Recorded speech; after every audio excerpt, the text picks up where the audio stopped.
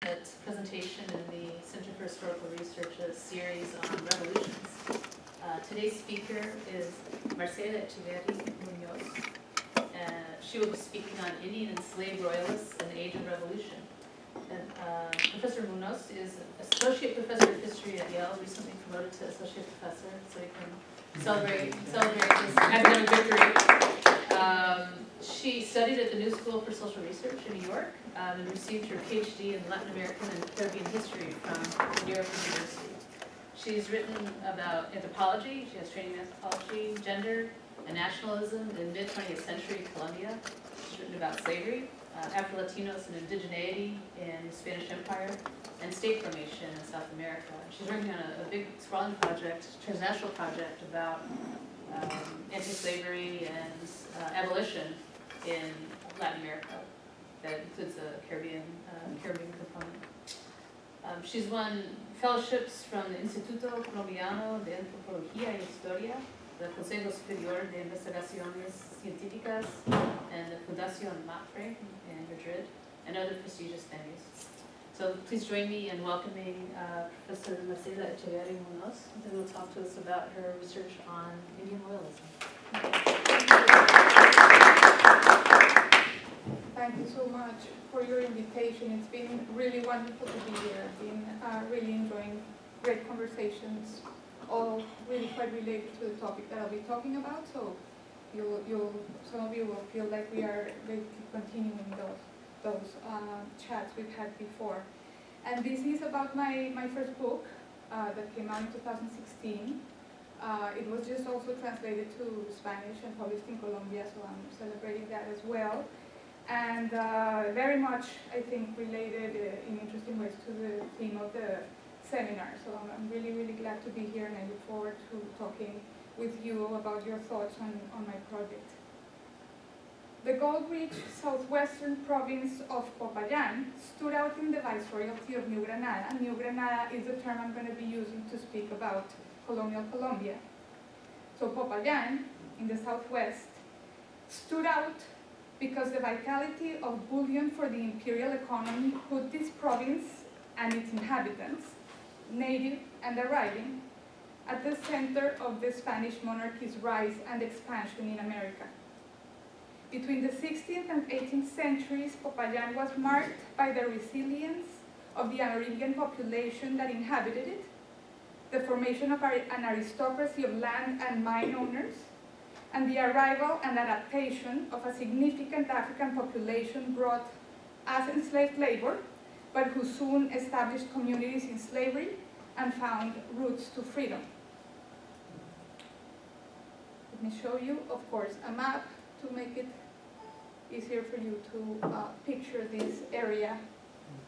New Granada, as you know, New Granada included Venezuela and Quito, and here's Peru. Popayán, huge province, and we're going to be thinking mostly about the region closer to the Pacific Ocean, which has this highland Andean region, the city of Pasto, where mostly the indigenous people live, and all these rivers along the Pacific lowlands where the slaves, African descendants, are mining for gold. In the year 1810, in the midst of the Spanish monarchy's deepest crisis of sovereignty that took place during the Napoleonic invasion of the Iberian Peninsula, the slave and mine-owning elites across New Granada and the province of Popayán formed its first juntas, rejecting Spanish sovereignty. Their slaves, who lived in these gold mining camps in the Pacific lowlands, rebelled against their masters and their rights to keep them in bondage, and they argued that they, on the contrary, were in favor of the Spanish monarchy. The slaves claimed that up to that point, they had tolerated enslavement because their masters had been vassals of the king, who guaranteed the slaves' protection. Unlike their masters, who at that time were claiming to cease serving the Spanish crown, the slaves preferred to remain vassals of the king and enjoy the freedom that other vassals had. Over the next 10 years, the slaves sustained a Royalist Rebellion, as they call it, and they defended the Pacific lowlands from incursions by the forces seeking independence. In doing so, they acquired de facto freedom and rights, and they lived autonomously throughout the decade. So roughly speaking, 1810 to 1820.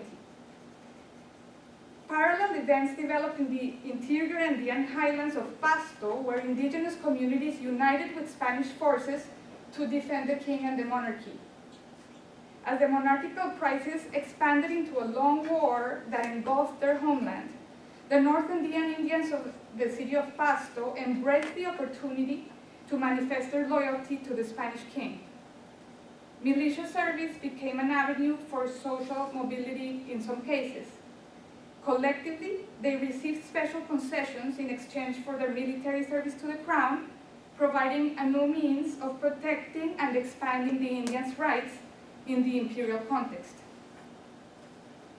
So, in a remarkable moment in the history of slavery, the representatives of the Spanish king mobilized slaves against slave owners, and slaves allied with and defended the crown, who had historically promoted slavery. At the same time, the descendants of native people who 300 years earlier had been conquered through force, they defended their status as tribute-paying vassals of the king, and I think that this story as a whole is an unprecedented juncture in which people who had been the objects of imperial rule are becoming its defenders. In 1820, 10 years after this war began, when Simón Bolívar was seeking to unify Colombia under Republican rule, the Royalists in the Southwest continued to pose a serious challenge to the independence project. Multi-ethnic Royalist guerrilla forces not only threatened the stability of Bolívar's project of an independent Colombia, but they also jeopardized his plans to defeat Spain in the heart of Spain's heartland empire, Peru, in the south. And as Bolívar was marching southward, he needed to make sure that the rear of his army remained safe from these troops and under the control of his government. But the people of Popayán simply seemed indomitable. Their obstinate resistance became a major strategic concern for the Bolivarian army, and the region a graveyard for many of his troops. And I'm going to show you now, the other way. One quote that I think is really very good for understanding the attitude. I mean, we have many more like this with Bolivar speaking in these terms about Pasto, but I'm going to read it real quick so you can also follow me there. In a letter dated July 21st, 1823, Bolivar wrote to Vice President Santander, "Pasto is the southern gate, and if we don't have it, we will always be cut off. Therefore, we need that passage to be clear without a single enemy in its way. The worst of it is that we have a force of more than 3,000 souls against us, souls that are made of unbending steel. Since the conquest, no other people has demonstrated more tenacity than they. It's been proven we cannot win over those wicked ones, and for that reason, it's essential to destroy them to their very core." The strategic importance of these royalists in Popayán during Bolivar's campaign south between roughly 1819 and 1824 has resulted in a historiographic prism in which the explanation for the multi-ethnic royalist alliances in Popayán is sought exclusively in relation to the Bolivarian Republican project. In other words, there seems to be a consensus around the argument that royalism was a rejection of republicanism. Based on that premise, and echoing accounts from the period, historians have portrayed people from the Popayán region as vile fanatics, as, quote, idolaters of the King Fernando VII, and in a similar way, other assessments of popular participation in the revolutionary age dismissed any group that opted for the imperial cause as either misguided or naive, and this is partly because of the resistance framework that situated people, especially popular groups, in a dichotomous relationship vis-a-vis the empire. Transcending the ahistorical assumptions that equated popular consciousness with resistance, my work builds on a political approach to imperial studies. And this approach makes fruitful inquiries about the engagement of indigenous people and the enslaved with contemporary monarchical political institutions and discourses, and about their participation in the military defense of empires, both of them understood as choices that could and did provide concrete rewards and gains. In my book, Indian and Slave Royalists in the Age of Revolution, I show why the early years of the war in Spanish America, and these are 1809 to 1815, these years are a crucial precedent, because it was then that the basis for the political transformation that took over the monarchy were laid out, both at the imperial and the local levels. By examining the emergence of these royalist alliances in the first years of the war, the vitality of these imperial political identities among the Indians and slaves in the region becomes clear. And that is to say that royalism can be seen in a positive way and not merely as a reaction, right? Positive here, I'm saying not in negative terms in opposition to something, but more as a creative identity that is emerging during the monarchical crisis. As a reminder, these royalist alliances that we find in Popayán had parallels elsewhere. For example, in modern-day Venezuela, in the region of Coro, in another region in the Caribbean of Colombia, in Santa Marta, in Cuenca, in Ecuador, and in northern and southern Peru, for example, in Piura and Cusco. And this proves that royalism was a very powerful political force in the Latin American independence era. More broadly speaking, the structural opposition between revolutionary faction and royalist camp, of course, also characterized the earlier American revolutions, meaning American Revolution and Haitian Revolution, where the defenders of empire were more commonly known as loyalists.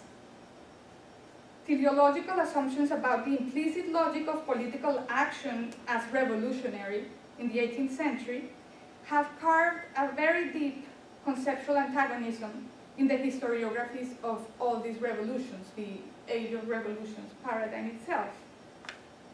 And while the scholarship on the Age of Revolution has expanded tremendously in the past decade, one of the themes that, especially when I began this project, and much less recently, fortunately, one of the themes that needs more studies is precisely loyalty.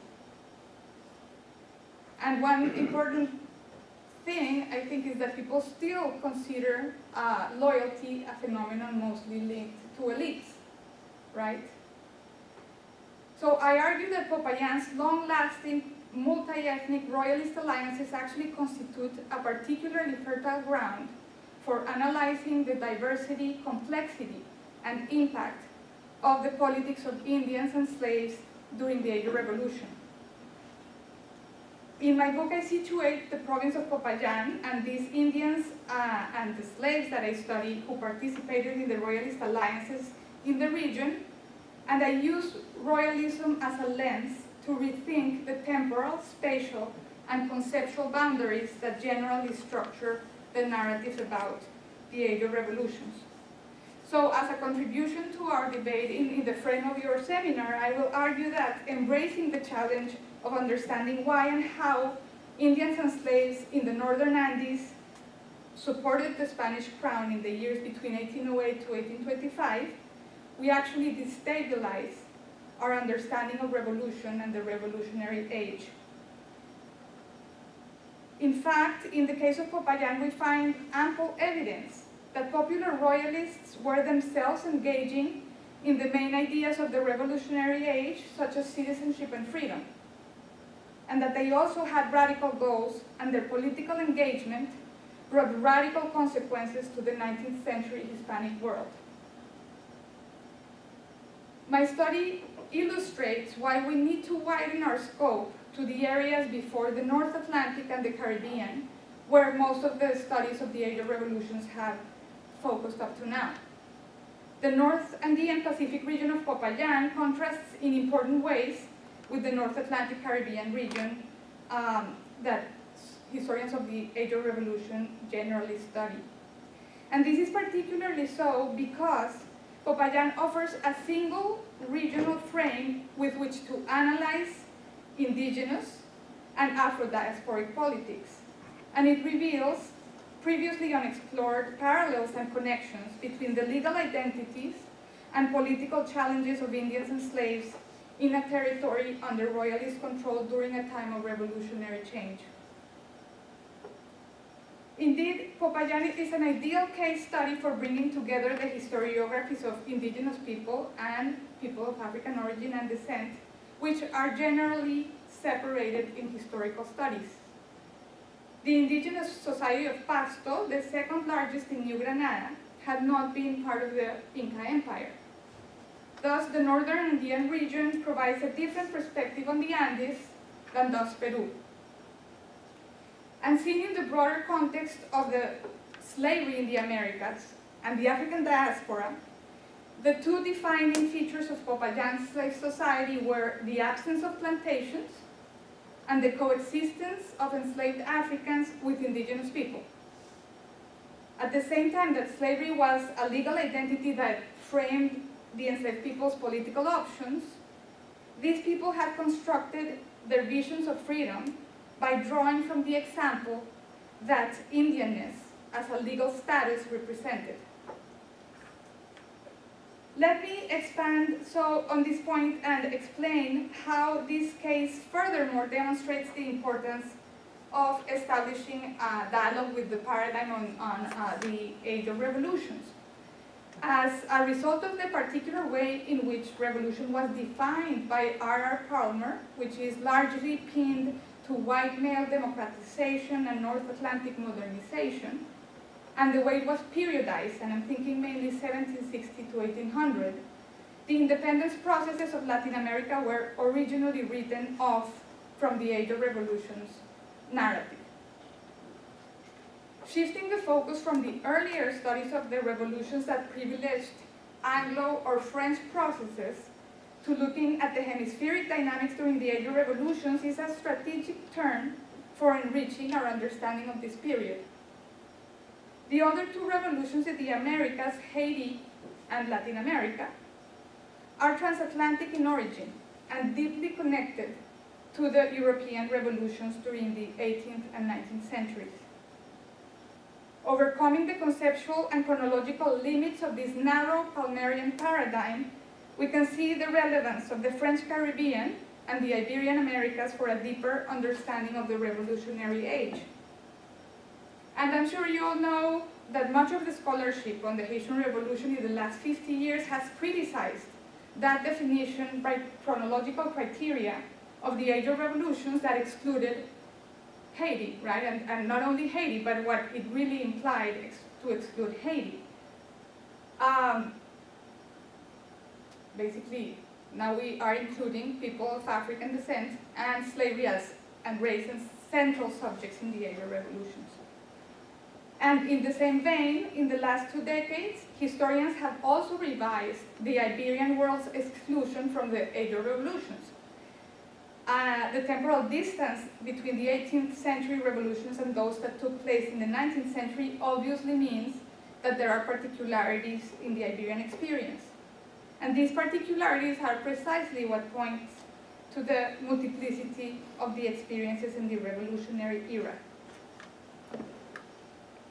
To understand this multiplicity, it's relevant to remember that what sets apart Iberian empires from the British and French empires is that they had withstood the crisis of colonialism unleashed in the mid-18th century in North America and the Caribbean. So adaptation or reform was the most salient characteristic of the Spanish and Portuguese empires during the 18th century, until 1807. When Napoleon is going to invade the peninsula, right? And so after the Napoleonic invasion, both the Portuguese and Spanish empires had to deal with this crisis, and expediency led to experimentation based on some older principles, practices, and categories. So with this in mind, one of my methodological strategies in the book consists of looking at the political history of the region, going back to the 1780s and linking these reformist and revolutionary contexts in a single temporal frame. In conventional historiographic terms, this would be the late colonial context and the independence wars, respectively.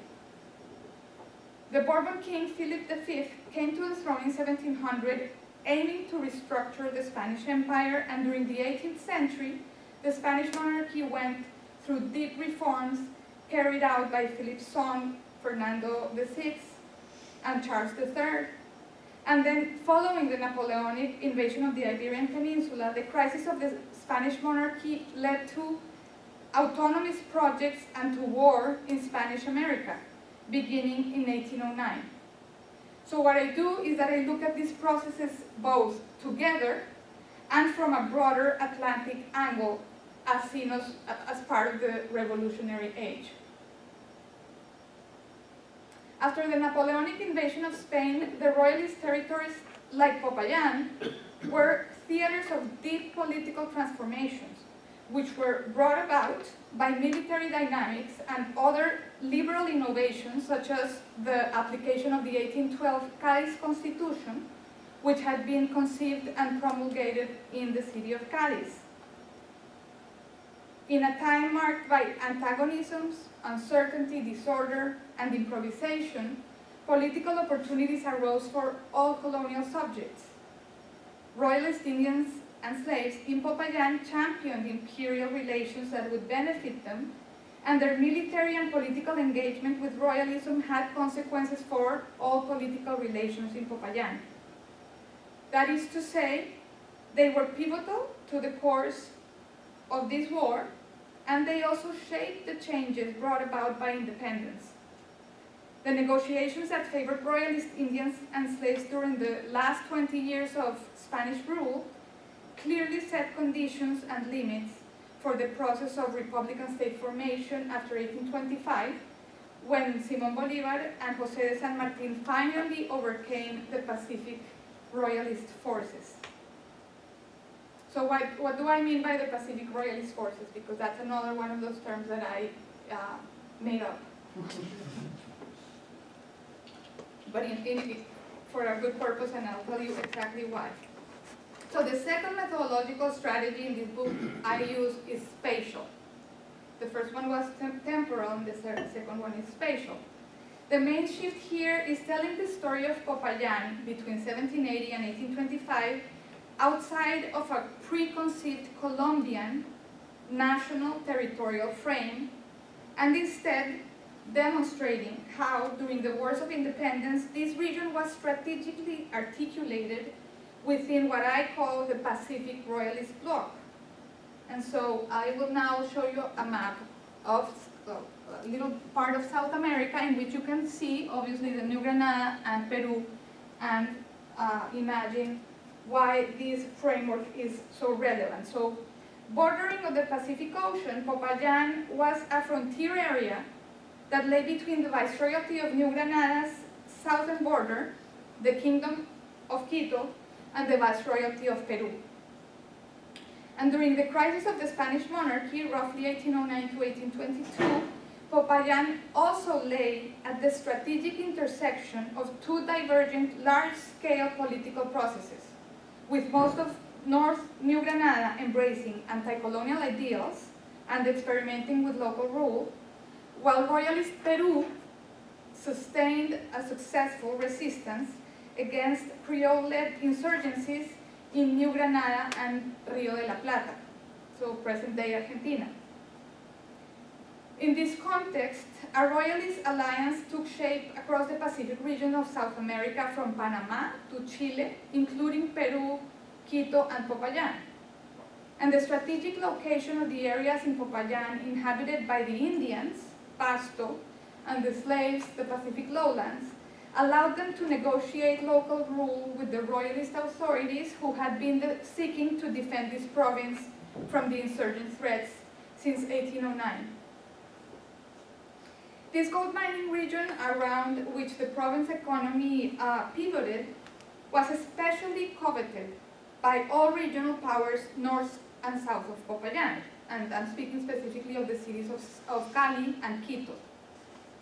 And during the war, the Pacific lowlands were the gateway for information and military reinforcements arriving from Peru to Popayán, right? Because Popayán is inland, and so the reinforcements are arriving via the ocean into Popayán.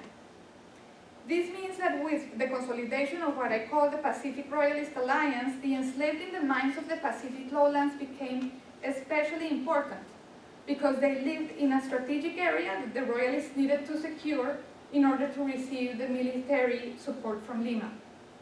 And for the same reasons, it was necessary to ensure the slaves' loyalty and to prevent, especially at the beginning, that they would side with Quito, who had formed the first insurgent junta in this region in 1809. So the third and last conceptual methodological strategy that I want to talk about is that I show in the book how the politics of royalism was socially embedded and deeply tied to the legal identity of indigenous people and the enslaved. And for this, I build upon scholarship produced in the United States and Latin America in the last 20 years about the relationship that indigenous people and people of African descent had to Spanish law. This body of scholarship has generated an extremely sophisticated debate about the ways in which these people conceptualized the law and utilized legal institutions. It has further offered definite evidence that the monarchical structure and its corporate organization of society provided all Spanish vassals with legal identities that ultimately granted them rights and protected their interests, particularly through the mediation of the crown. So my goal in the book was to take this framework of the political study of the law a step further by viewing it within the late colonial context in conjunction with the transformations that were unleashed during the revolutionary age. And I do so by exploring the significance of changes in legislation for the politics of Indians and the enslaved across Spanish America. So in the book, I begin with a study of how Bourbon reformism framed politics among Indians and slaves in the late 18th century, and then I move to explore how local political dynamics changed in the 19th century, especially after this monarchical crisis that began in 1808. My analysis reveals that the Indians and slaves' interpretation of the law, their recourse to violence in extreme circumstances, and their awareness of evolving legal and military opportunities had the potential to affect political relations at the local level, and they were, in turn, embedded within the longer history of imperial reform and crisis. I argue that notions of rights and freedom, which historians have generally identified as republican or with republican thought and institutions, were part of Hispanic and monarchical political culture. My analysis of 18th century politics in the context of the Bourbon government and the monarchical crisis builds upon this conception of the flexible legal practice that permitted people the sophisticated use of Spanish rhetoric to assert their interests. In the history of the Hispanic imperial legal system, the political essence of the law can be best understood by looking at it in practice. And this practical approach to analyzing the law overturns the long-standing assumption that the legal process had turned Spanish vassals into objects and never allowing them to be their own agents. So in the book, I outlined the concepts of law and monarchy that were held by each of these groups, and I described patterns of legal and violent action that were available to each group in the 3 decades before the 19th century crisis broke out.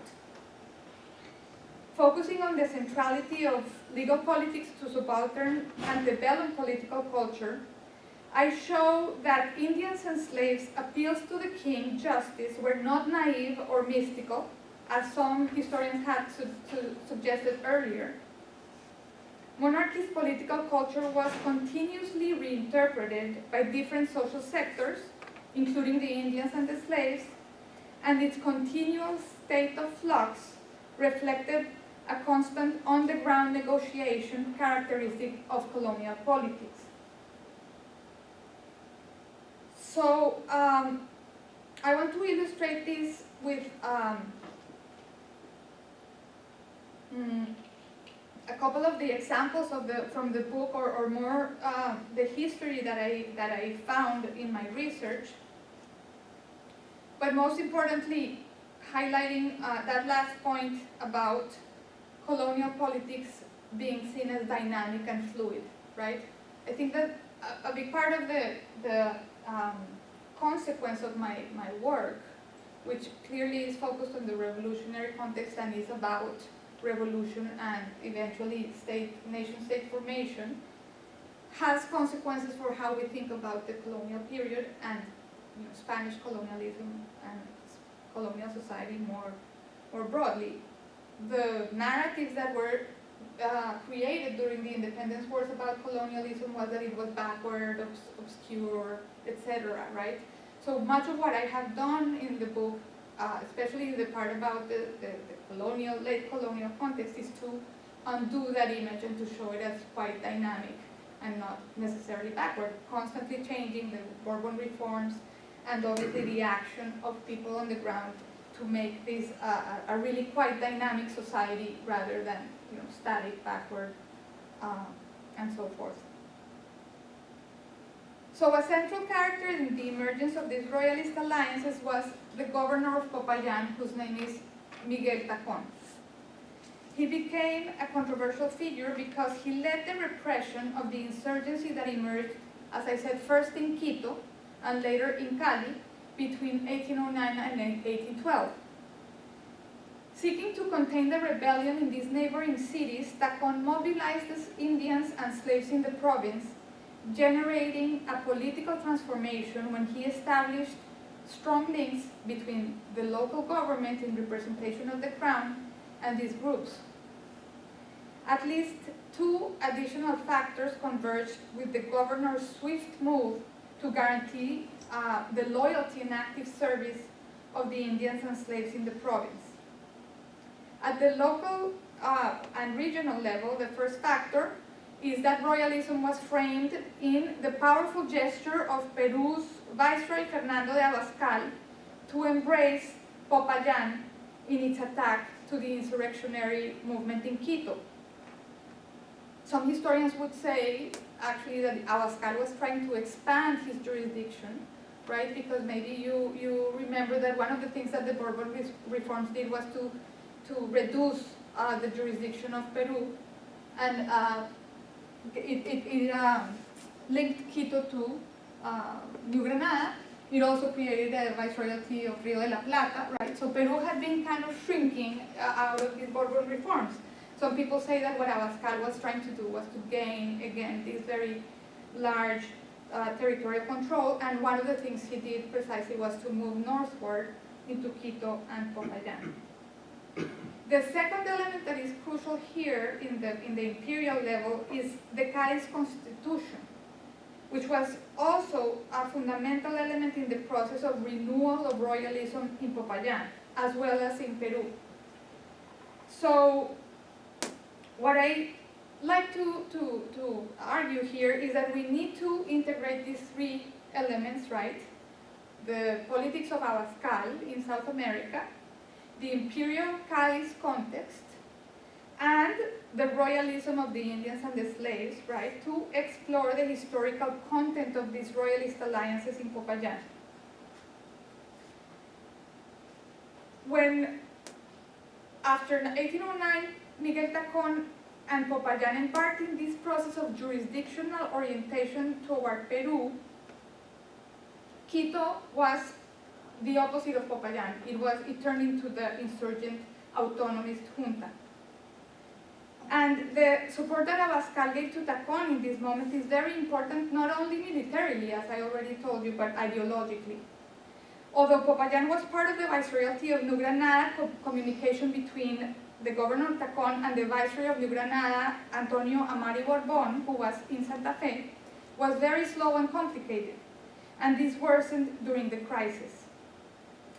Sending reinforcements from the Andean city of Bogotá, or Santa Fe, was considerably more difficult than doing so from Lima, because Popayán had various entrances by sea that could be reached from Callao, which is Lima's port in the Pacific. So in the southwestern region of New Granada, this ideological weight of the monarchy remained vital through Abascal and Lima's government.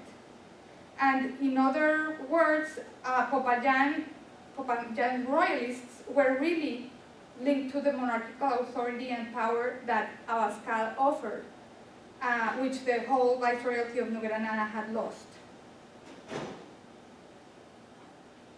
This gave opportunities to the slaves in the region.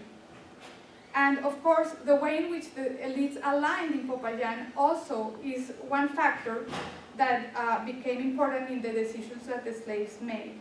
Because for the most part, the mine owners, who were the slave owners as well, were the insurgency. Cali and Popayán elites were actually the ones who owned the mines in the Pacific lowlands. And this suggests that this was an opportunity for the royalist slaves to negotiate, right, with Tacón, who is the governor, and guarantee their freedom, which they were basically trying to define as being vassals of the king. And I have some documents which I find fascinating, in which what they really say is that they want to be vassals of the king as opposed to their masters who are rebelling, as I told you at the beginning. These slaves in Popayán also conceived their freedom in terms of local economic, political, and military autonomy, and they sought to take advantage of their liberty to provide either military or labor service to the king as a means to claim their rights and recognition as vassals. And I had also the document, one of the most interesting and beautiful that I have from this case is the list of the slaves who were claiming to have been, defending the king, and they were basically keeping the region blocked from all the insurgents who were trying to get into the mines, right, where they were living, the slaves. And so once the king returns to the throne in 1814, what the slaves do is that they create a case, and they are obviously allied for this with a lawyer, right here. He's called El Síndico Procurador General, who presents the case in the name of these men. All of them are men, and they are also under the leadership of the captain Juan Camilo Torres. Captain meant the person who was in charge of the mine, the overseer, right? He's also a slave, and Camilo Torres is the person who is representing this case in court, arguing. I mean, there's obviously a lot of evidence and specific information about how they did this. Now, they were not only, let's say, playing a military role in the traditional sense. They were also avoiding the constructing roads, for example, right, like to allow the royalist armies to come in and have access to this region, right? So there's a lot of physical labor involved in this way of service to the king. One other important thing that I'd like to say is that in this case, and I'll show you the second part of the method of this document. The Spanish-American political culture, for which I had already said the discourse of royal justice was central, coexisted among these slaves in Popayán with a diasporic political imagination that included references to black kings and queens, like in other places such as Brazil or Haiti. This was indicated by a rumor that circulated in 1809 around the gold mines about a black queen that was going to liberate the slaves. But in contrast to Saint-Domingue at the eve of the Haitian Revolution, where 2/3 of the slaves had been born and raised in Africa, in Popayán by the 1800s, the slave communities were composed of a majority of local-born slaves. And for this reason, it's noteworthy that at the same time that slaves produced arguments and actions based on legal reasoning, their lives and experience as slaves within this Hispanic context included connections with other Africans across the diaspora with whom they shared an imaginary.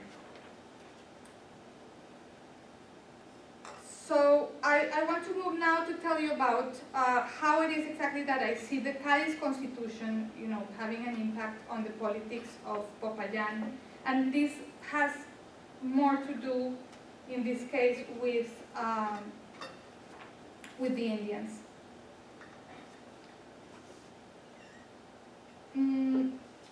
The political process of the indigenous people surrounding the Andean city of Pasto, and we're going back to 1809-1810, was really marked by the question of tribute, right? I had already in the beginning of the book, I looked at how tribute also is changing in the late colonial period, but at this moment in the context of the Cadiz Constitution, it becomes particularly important, and this is because, as many of you probably know, the Cadiz Constitution had planned to abolish tribute payment, right? And tribute is the tax that these indigenous people pay to the crown, traditionally, and it's really at the core of the definition of Indianness, right? It's really like a fiscal, the fiscal category of Indian is defined by the payment of tribute. Definitely tribute was one of the main elements of contention and negotiation between the Royalist elites and the Indians of Pasto. And far from what the 19th century historiography had stated, that the Indians' loyalty was natural, given their lack of understanding of enlightened principles that supposedly underlay the independence process, or furthermore that the natives had such a rooted colonial and Catholic mentality that they tended to seek the colonial regime's stability. In the eyes of colonial officials like Miguel Tacón, the Indians that lived in the southwest New Granada were actually a menace, and he needed to secure their loyalty to make sure that the revolution wouldn't spread among the indigenous people. And what he did is that he negotiated the Indian support by offering a tribute reduction in exchange for their participation in the war in favor of the king. The communities quickly accepted this offer. But it would be insufficient to interpret this episode as either transparently reflecting the Indians' loyalty to the crown or a simple instrumental exchange. Because if tribute was central to the political definition of indigenous people as vassals, it was not only an economic dimension, right, tribute, but it also held a very important symbolic and political value. Its economic value related to the crown's fiscal mechanism, of course, but politically, the Indians interpreted tribute as an institution that granted them rights, because as vassals of the monarch, they could claim the right to protection. In other words, tribute was not simply forcibly extracted from the Indians, but it actually represented a relation that was symbolically charged, in which the fiscal duties were rewarded with legal rights. So, when Indians in Pasto accepted to remain loyal to the king, and as a response to the governor who had offered to reduce the tribute quota, what followed was even more interesting, because after that initial negotiation, a radical transformation in the relations of the Indian commoners and their caciques, or the native governors, the elites, took place. And this internal change in the communities was also closely linked with the liberal news coming from Cadiz. So as I mentioned, it's well known the liberal project of Cádiz is about integrating indigenous people into the national body politics, right? Because Cádiz was creating a Spanish nation, one based on a constitutional monarchy. And it was for that reason that they were planning to abolish tribute.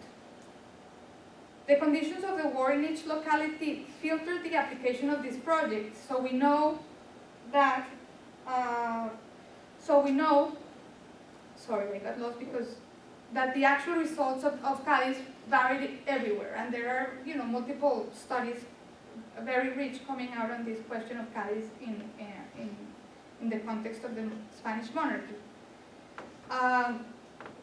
But in Pasto, what is important is that the legal representatives appointed by the crown to defend the Indians' interests became deeply involved in the politics of the Indian commoners, right? The people who paid the tribute, who were basically interested in the abolition of tribute. They had participated in the war as soldiers, and therefore they expected that the tribute reduction would come as a result. But the caciques in Pasto actually were not interested in the tribute abolition because they depended on tribute for their own status, right, and their economic well-being. So this antagonism among the members of the indigenous communities in Pasto, for me, clearly illustrates the tension between the absolutist and liberal discourses that were circulating across Pasto in this moment. The caciques and the commoners had very different motives for defending the king. And in this sense, this study reveals that royalism among the North Andean Indians communities was not monolithic, and that latent conflicts between the caciques and the commoners defined their royalist priorities in the region. So I think I should close because I'm sure you would like to ask me some questions, but I will highlight the fact that really giving social body to these royalist communities, right, explaining the internal dynamics, for example, in the case of indigenous people where I have much more access to, right, in the case of the slaves, as you can imagine, it's much harder to reconstruct their communities, but definitely for the indigenous people, there are very rich, fascinating legal cases that reveal how much this crisis of the monarchy, the war, and obviously the different access that indigenous people had to information about the transformations within the Spanish monarchy, right, with the Cádiz liberalism, really made it, you know, very different from what people had thought to be like indigenous people, submissive and manipulated under ideas of perhaps Catholic punishment related to the revolutionary context. It was really a much more strategic way of negotiating. And what it shows as well, just to be very specific, is that in the context of the Spanish Revolution, the Hispanic Revolution, liberalism and royalism were not necessarily opposites, right? Which is something that we tend to assume when we think about the question of revolution. If revolution were to be understood to be a liberal process and transformation, then the assumption would be that royalists are anti-liberal.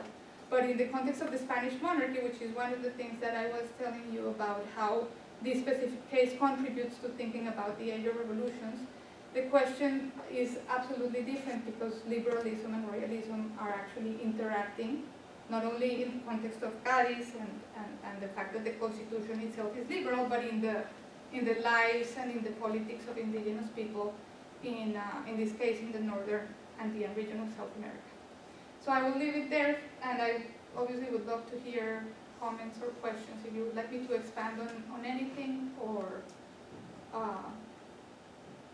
any comments to the arguments that I just laid out. Sure, I'll let Marcelo take her own questions.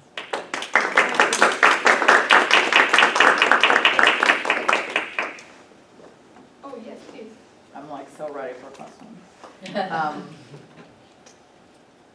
think your work is just so incredible. I was just sitting here like agog the whole time. I mean, I've read it, but it's just so great, and I want to reiterate that. Part of what I think is so amazing about this project, right, is that it's a political history of subjects that have been seen, as you say, right, as naive or mystical or apolitical, but it's also an intellectual history, right, of these same people, which again, I mean, is really unprecedented historiographically to even consider, and particularly slaves, right, as intellectual subjects who are creating ideas of freedom in this area. And so my questions are about that, right, about the kind of intellectual roots of it.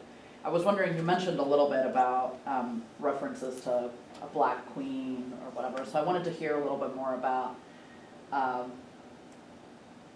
what these people said were their intellectual sources, right? Or, you know, what ideas they were sharing. Was there any sense of communication with other similar uprisings, right? I mean, Aponte being the kind of obvious parallel because of the Black King thing, but also perhaps like Tupac Amaru, right, which had just been a few decades earlier, and also was a Royalist movement at the beginning. And so I wonder if there was like communication about that or references to that.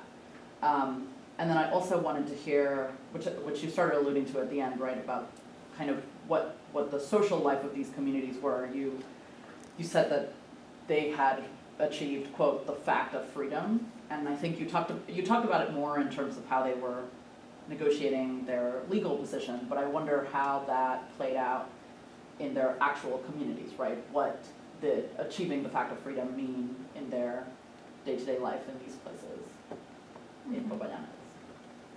Of course, the questions that you have are the questions that I have, which means that they are really kind of the contours of my own interpretation, right? Because as we all know as historians, the sources are what allow us or not to know certain things. For example, I'm just thinking about the last one in particular. I would really love to know more about how their societies changed once they started to get into these royalist politics. I showed you the document with the cacique Camilo Torres, the captain Camilo Torres, but actually I think it's interesting that I say cacique because I think that there was a structuring of these societies of the people of African descent who at this point are living like they were free, I say in the book, because they literally had expelled their masters, they had, like I said, the fact of freedom, they were basically living like free people, and that's one of the sources I reconstruct this by is a letter of the owner who goes back into the mine and tries to take control of the slaves, and he can't, basically, and he kind of, obviously, this letter is the type of document you have to read against the grain, very, very forcefully, because he's just saying they are terrible, they're like savages, they're acting horribly, they're insulting him, they're threatening him. So, he's painting violence, disorder, it's a mess, right? And it's actually the same person that, decades later is going to be in the state in Bogota ruling against the abolition of slavery or things like this. Like, all these things are connected, interestingly, to the new project that I'm doing now, in the sense that the politics of slaves in the Pacific lowlands are going to continue to be almost like a trauma for slave owners during the early years of Republican Much like Haiti. Exactly, because they're just out of control. They can never really gain control of these populations. But before I get too much into the current project, which is what I'm thinking about already, I think that the question is very important, because in the end, sadly, they were not really able to remain legally free. So, the question is, did they win this case that they presented in court? No. Obviously, it wasn't so simple. So it's a very uneven story, in the sense that while they are living like they are free, they are not free, legally speaking, and they are not successful in guaranteeing that kind of like legal freedom that they think they deserve by having been loyal to the crown, right? So for a long time it was not, it was not a happy ending story for me, and it was hard to acknowledge that, right? Because I couldn't really get the story and the case to go all the way into being kind of like a successful consequence of their decisions and their actions. But I think that they still shaped the political landscape really quite clearly. They, for example, in that case also say that they have been saving money, so they ask for the freedom of the men, who are more explicitly linked to these type of defense strategies, or like I said, building the roads. It's mostly the men that they can identify as having made that service, but they say that they have saved the money to free the women and the children, which is also, I think quite interesting, because they are very conscious that they need the strategy of self-purchase. Remember that one of the characteristics of the Spanish monarchy slave systems is that they allowed for slaves to self-purchase. And so this is another part of the strategy that they are kind of conceiving as they want to claim that freedom for themselves collectively. And this is another layer, perhaps indirectly talking about what you asked, because it shows us, and I mentioned before, how I think the politics of indigenous people in Latin America are generally, an important word is collectivity, right? Community. And one of the things that I find here in the Pacific Lowlands is that the life of the enslaved and the free people who are being born out of those communities is also a collective politics, right? So not only are they thinking about freeing themselves and their families as a whole, but eventually the same slave owner that I was just telling you about, that is a few years later in Bogota negotiating the law for the abolition of slavery, is talking about the possibility of freeing people as families. And I think there's no way that it's not connected to this type of situation, right? Like the fact that the politics of freedom in these Pacific Lowlands is really a collective enterprise. It's not individualized. Which, by the way, I also make this point in the book because it's important to see that the history of slave soldiers in the independence or revolutions is generally written as more like individual cases, right? Like somebody enrolls in an army and they are seeking individual freedom. But I think this is showing us that it's a really quite different or possibility. The question of the circulation of ideas about, the one of the Black Queen, I can guarantee you was circulating there. What I don't know is what it's referring to. And you can imagine the long hours I spent trying to figure out what are they talking about. And I have a lot of hypotheses that I write about in the book, but ultimately I became a little more comfortable with the fact of not really knowing. What matters is that the rumor is there, which shows me these connections with a wider, because we know that this rumor is happening in the Caribbean as well. Like the fact is that they are definitely connected to a larger, what I call here like an Afro-diasporic community. But the Tupac Amaru, no, I didn't find any references to Tupac Amaru. In this particular case, region, place, I didn't find references to Tupac Amaru. I also didn't find too many references to Haiti, which, believe me, when I went to do my dissertation, that's one of the things I wanted to find, and I didn't. So it made it even more interesting for me, because it also kind of invited me to,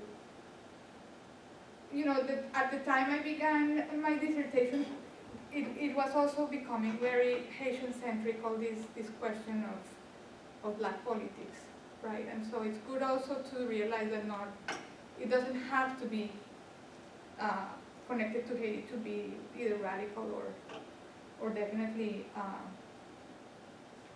there. Yeah, I guess I'll leave it there if anyone wants to So, yeah. Could, maybe I missed it, could you clarify, what is the rumor about the Black Queen? That, okay, yes, thank you for telling me to clarify, because it actually, it's important to say it this way. So, Tacon,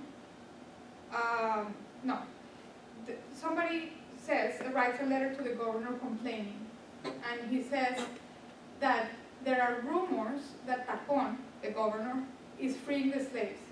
And so they're kind of complaining to him, and they're saying, what are you doing? Like, you're creating a lot of problems here in the mines.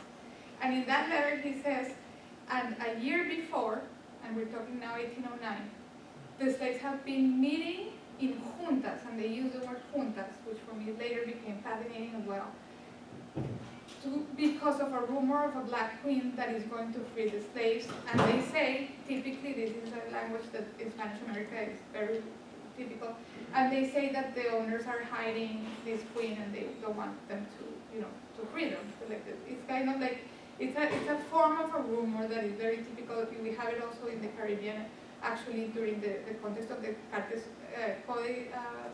Cortes, because they're also finding out this question of the debates in Cádiz about the abolition of slavery, and these rumors are arriving to basically to Puerto Rico, and the slaves are saying, oh, they're freeing us, and the king is freeing us, and the owners don't want to free us.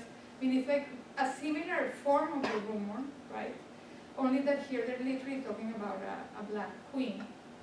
But what I found really fascinating, and again, it's a sentence, right? Like I'm just telling you a sentence. But the saying, and the slaves were meeting in juntas to talk about this. And at the beginning, the only thing that mattered to me was the Black Queen. I mean, at the beginning, I mean in like the dissertation, let's say. But when I was thinking more and more and more about this, I realized the word juntas was very significant too. Are there references to confraternities, to Black lay confraternities that were celebrating the coronation of an African king and queen in the area? No. That was happening in so many other places, and then sometimes those elected or appointed whatever ceremonially kings and queens were also accused of leading rebellion. So it just, but it's true, the word junta is not. Well, the word juntas, then I ended up thinking it was important for me for the following reason. And I said it, but again, I'm more than happy to explain a little more. The beginning of this whole kind of independence story, in the way that we are thinking about it now and for the past, I guess, 15, 20 years, is that it was really very much tied to the crisis of the Spanish monarchy after the Napoleonic invasion. And what happened after that is that the Spanish, let's say the Spanish people, to put it like a very broad word, started to claim that they would defend the king and his sovereignty in their own kind of like organization, right? Like they would, because what they really, really feared was that Napoleon wanted to take over the Spanish Empire, and that's obviously what he wanted. So what they did is that they claimed the sovereignty of the Spanish king in their juntas, and that was the word. And the juntas were essentially either the municipal councils, in the case of the Americas, or the Junta Central that formed in Cádiz, and that was actually trying to convoke the deputies for all the empire to do the constitutional cortes. So in this case, the question for me is, are the slaves appropriating the term junta? And if they are, this is great too. I mean, super interesting. But it's also great, even if they are not themselves calling their meetings juntas, but they are being called juntas by the slave owners. It's because it shows that the slave owners recognize some sort of, going back to your point, like, I mean, this is the mini things that make me wonder whether that suggests that they had been legitimately understood to have their own political representatives, for example. But I don't know, right? But that could lead to thinking that at this moment, yeah, they are understood. I mean, just much like everyone is at that moment kind of claiming sovereignty to themselves. Could it be that now suddenly the slaves themselves have their own juntas? I mean, at least that's what the words are saying, so it opens up the possibility of thinking that they had, I mean, the fact that they were informed, I have no doubt about that. And this is another big point of what I'm trying to say here, right? Because remember that the old argument about loyalism is that these people are ignorant, that they just have no idea what's going on, or because of the region where I am studying, being the Pacific lowlands, humid forest. People think that this is like the end of the world and that basically they don't know anything, they're just locked up in this forest. And I think it's absolutely like there's no truth in that. As I told you, there's people coming from Lima with, money, ammunition. I mean, this is absolutely, there's incredible movement in this Pacific coast. Which, by the way, this is this map is this is actually the ocean. And I really like that it's turned around, obviously, and that this is exactly the region that I studied. Quito's around here. I can't see very well right now, but definitely, all the little towns and the rivers that I mentioned in the book are there. So it was really wonderful to find one single map in the Archivo de Indias in Seville that had like almost like it's like if I had them draw them up for my book, but it turned out to be already made in the 18th century. So it's the reason why I chose it.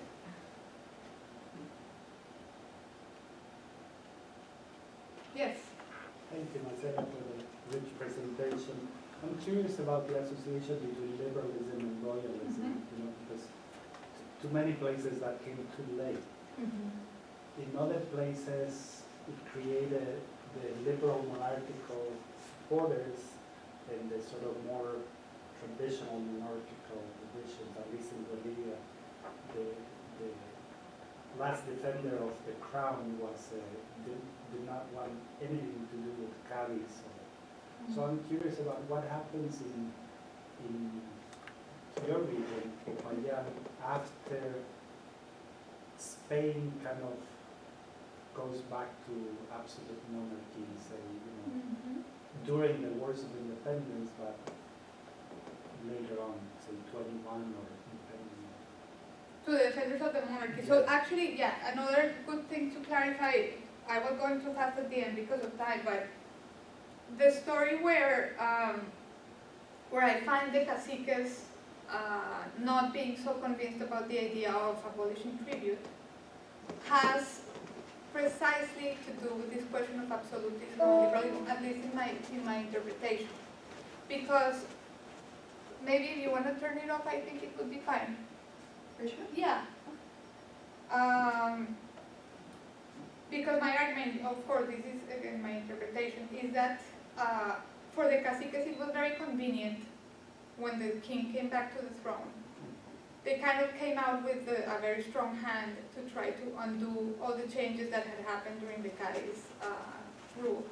Now, I was trying to tell you that, of course, all of these things are super erratic, right? When we talk about the Cadiz constitution, I mean, some people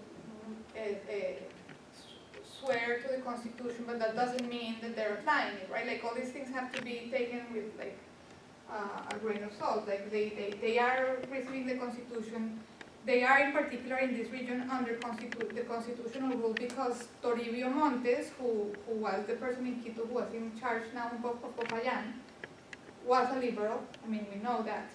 So they are under the constitutional rule, but that doesn't mean that they're doing exactly what the constitution says. I mean, that would be very naive to think like that. But nonetheless, the politics of the Indians are being completely kind of dynamized by this idea of the abolition of tribute. That's one thing. And the caciques seemingly are not able to do much about it because also at that point the Indians are mobilized in the war, so they are kind of negotiating that through one of the figures that is for me very important in this book is called the Protector de Naturales, who is the lawyer that the crown has. I mean, this is an institution in the Spanish monarchy. It's a lawyer for the Indians, right? And so what I show is that the Protector de Naturales at this moment is a crucial ally of the commoners, and he's helping them negotiate this idea of the abolition of tribute. So what happens in 1817, I found this document in which the caciques are going against this protector. They're basically deposing him, first of all, but they want to jail him, everything, and he has to go to Quito to defend himself. And that's where I find kind of the records in which I see how the caciques are really trying to, obviously it's impossible to go back entirely, and this is another interesting part of this story. It's like the layers of different discourses competing, right? Once you have, the older kind of Bourbon reformist model, and then you have the liberal model, and then you have a new absolutist model, which is a military model as well, because let's remember that after Fernando is, restored, he sends an army to this region called Tierra Firme, which is Venezuela and New Granada, and this is going to be kind of the return of absolutism is going to be through military rule. This is really the beginning of a kind of more militarized kind of government in New Granada and Venezuela. And so it's really kind of like a much more radical, or if you want, much more conservative strand of absolutism, but you see very clearly the caciques saying, okay, this is it. This is the way for us to gain our power back. We have to get this person who had been very liberal and kind of negotiating with the Indians. But what is super fascinating is that they are all royalists, right? So it allows me to show also the diversity and the conflicts within the royalist communities, because, I mean, really, much of the historiography tended to think that not only the royalists are manipulated in let's say they are acting in response to the interest of the elites, right, this kind of clientelist framework. But they are flattened out, as if they didn't really have political interests within the communities themselves. So it is, but I think that question that you're posing could be studied at the empire-wide level, right? To think more about what is happening in these different moments. In Peru, for example, we know, as you mentioned, that Abascal was not a liberal at all. So much of the liberal transformation that is happening through the Cádiz Constitution, Abascal is really filtering that and controlling that. Many of the reforms that Cádiz is proposing are not happening in Peru. So you could also say that the strand of the influence that I was talking about symbolically from Peru is not liberal at all. So that kind of coexists in that moment. But what you said, last thing I'll say about the liberalism question is that it's true that this historiography of the Spanish, what we call the Hispanic revolutions now, it has changed the chronology and the periodization of liberalism in Latin America, because, and this goes back to my point about the age of revolutions, the interaction of the age of revolutions with the historiography of the Spanish Empire, but also Latin American independence, because for many years people used to think that Latin America and independence were not revolutions.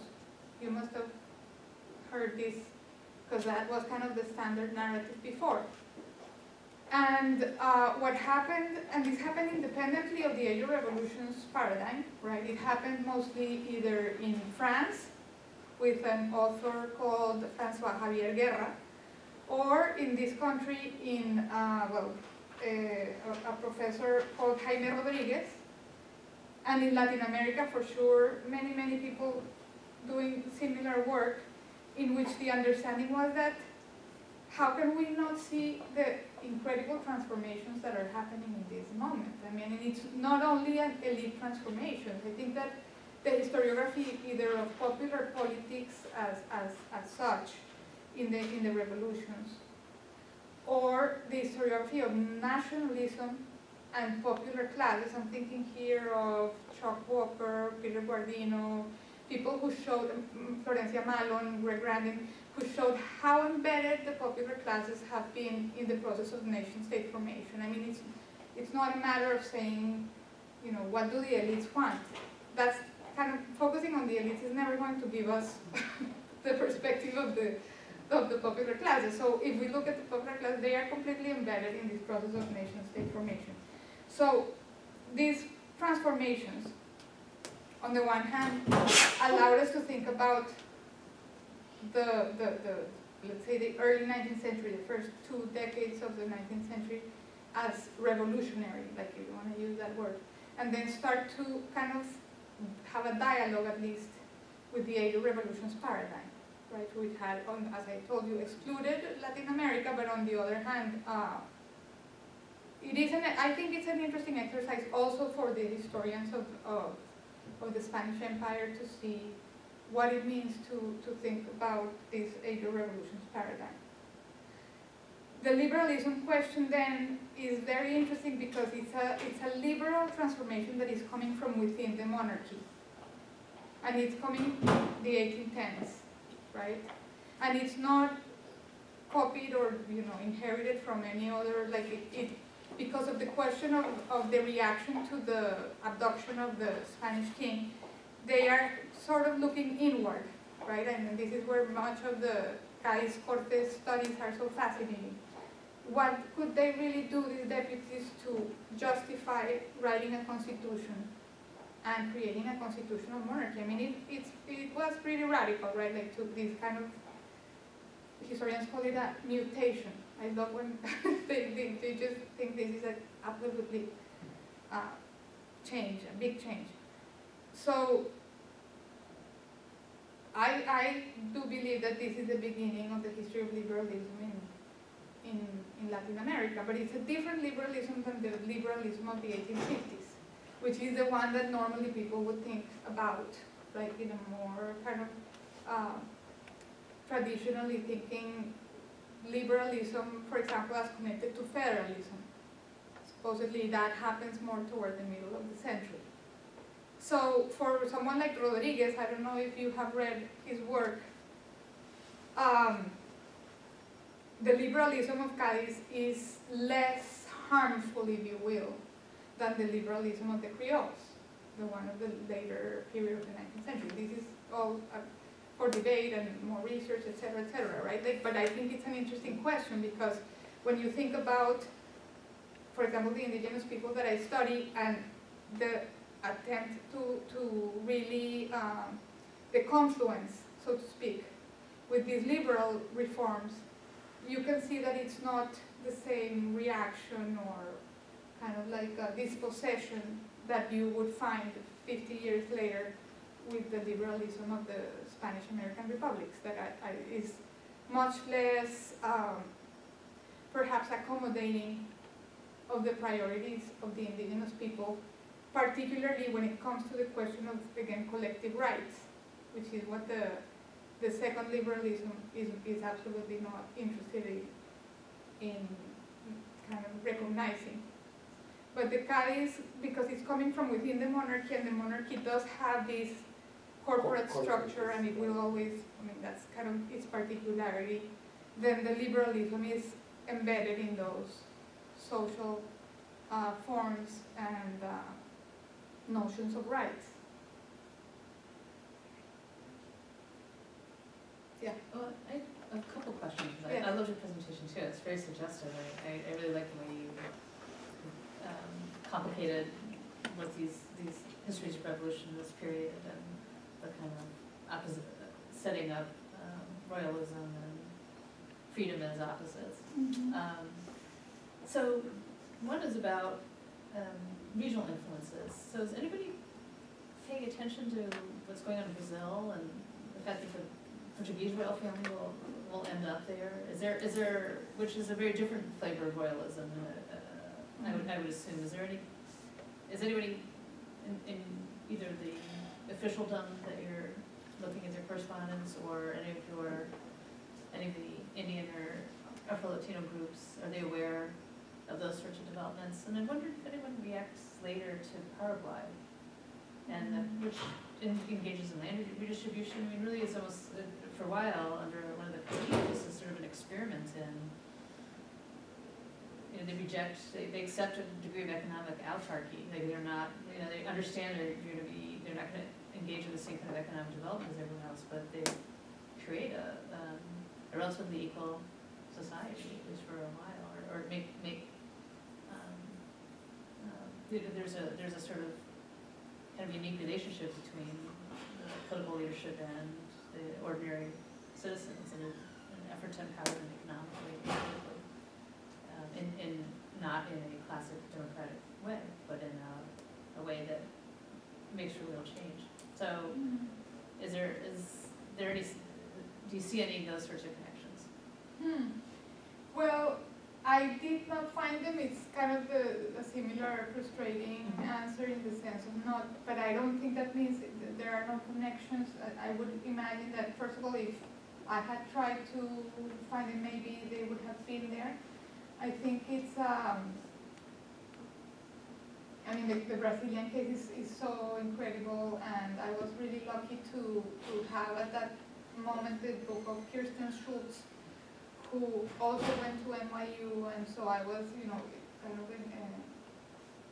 of told, but in a friendly way, by my professors to read that book when I was beginning this project, because clearly that was a case in which what she shows is that, I mean, that's one of the arguments that she makes, and I think maybe Gabriel Paquet would be along those lines in thinking that these are revolutions too, even if the revolution itself is to transform the monarchy and to take now in defense of the monarchy to bring it to the Americas, and obviously put the whole logic of empire on its head. Now, this requires that we rethink completely, yes, the concept of revolution. I mean, it's something that has to do also with institutional transformations and the very understanding of kind of the factor of change, the question of citizenship. I think that for Rio, for example, you can see the way in which having the king there, it becomes a source of also kind of renewed understandings of what it means to be a Portuguese subject. And so that is something that I think for Brazil as a specific case, and Portugal as a whole, is very important. I don't know about Paraguay, but now you're giving me a lot of curiosity about whether they would have been thinking about it.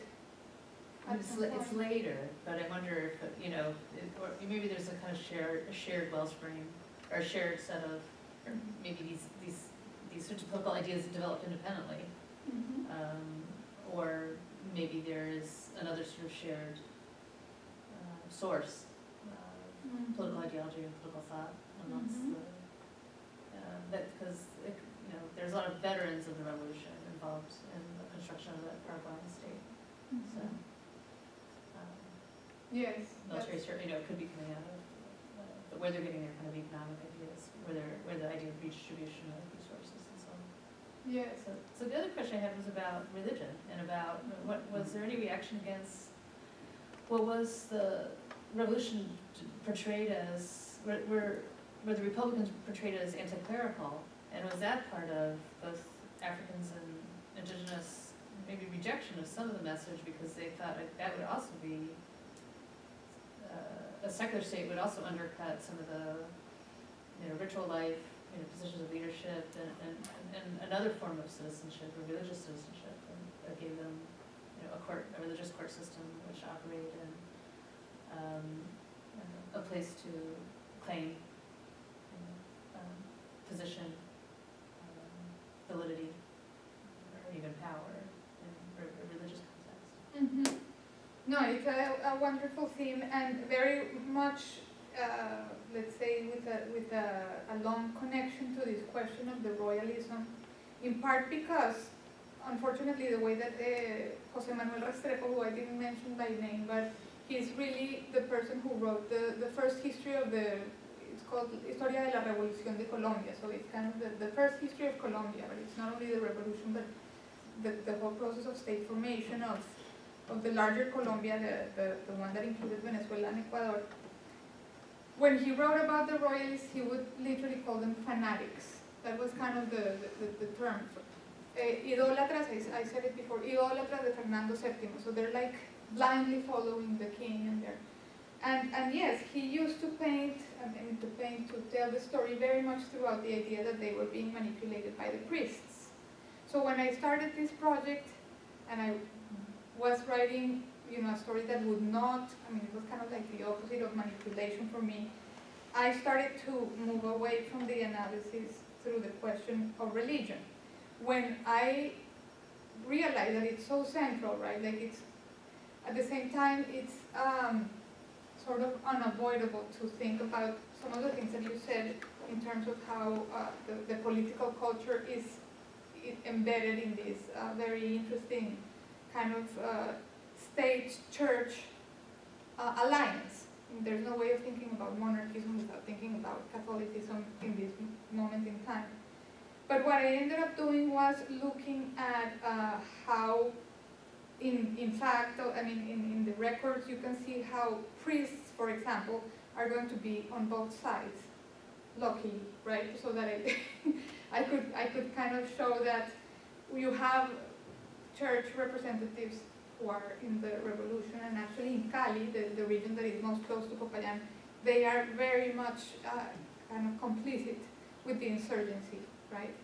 But you also obviously have priests that are allied with the Royalists. So I tended to kind of disassociate or have a picture in which religion was not, at least in terms of the mobilization of the people, it was not the factor that became, the main factor. But I think that locally you can see those alliances between priests and caciques also, right? Because one of the things that the caciques that I was talking about, the ones that are more absolutist after the restoration, they are definitely going to say that the Indians don't want to go to mass, for example. So it's another detail that shows, kind of rebelliousness.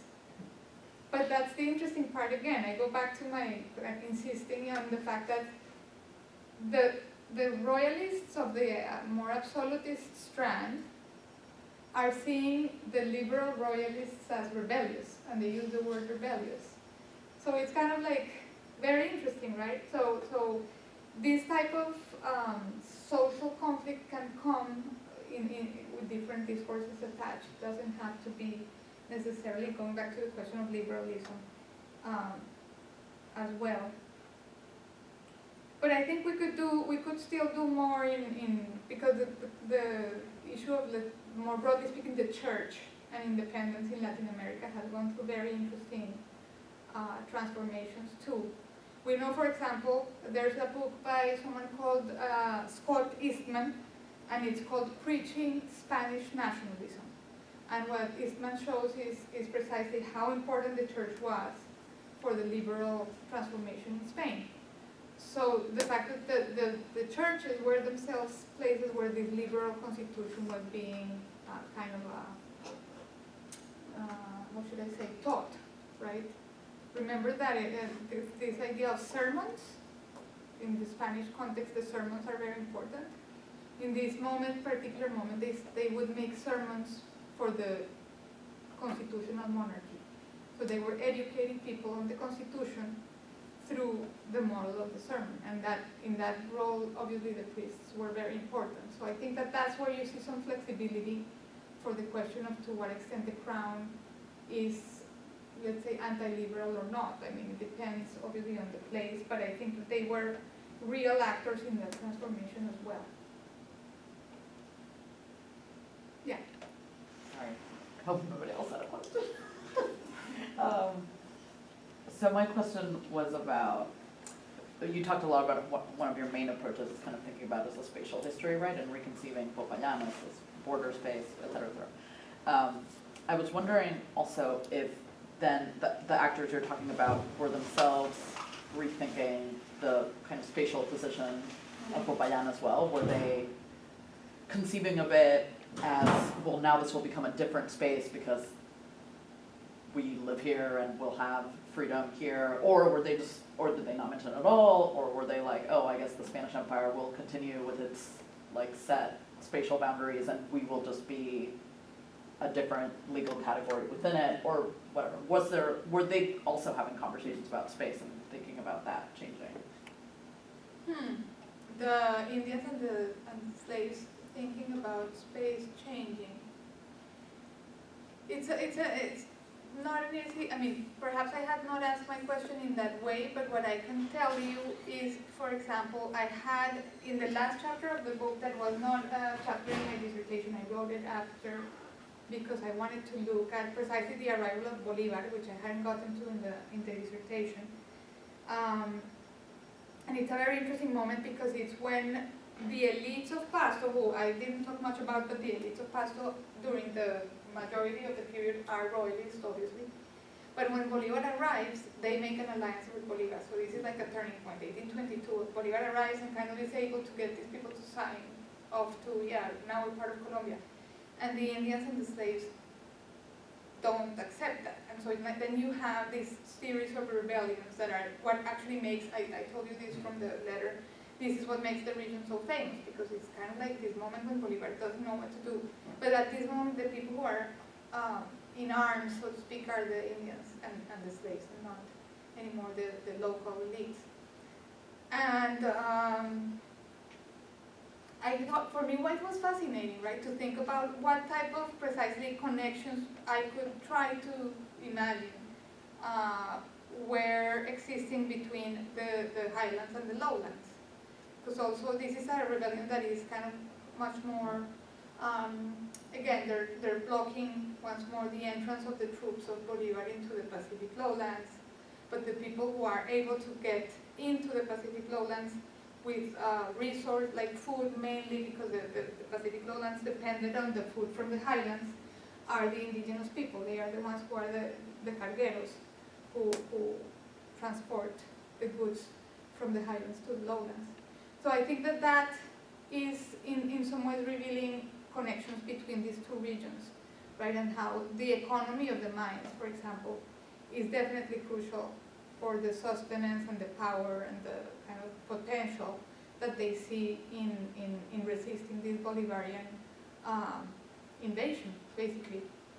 And in that moment as well, I found some rumors, once again rumors, about the Spanish sending more support to kind of to help them in this region. So I guess if I'm kind of making sense to what I'm telling you, because I'm seeing it in connection to your question, is that they actually do consider that they can continue to be part of the Spanish monarchy. They're not doing this completely kind of in a way of like a sort of kind of semi-maroonage in a broader sense.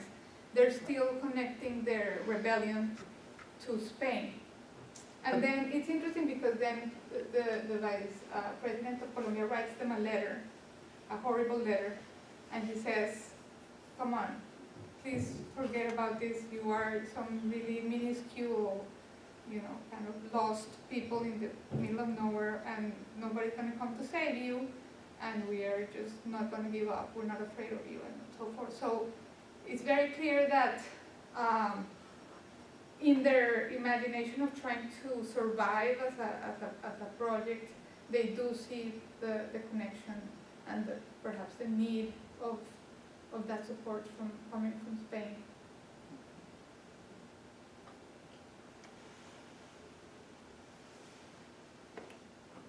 Well, if there's no other questions, thank you everybody for coming.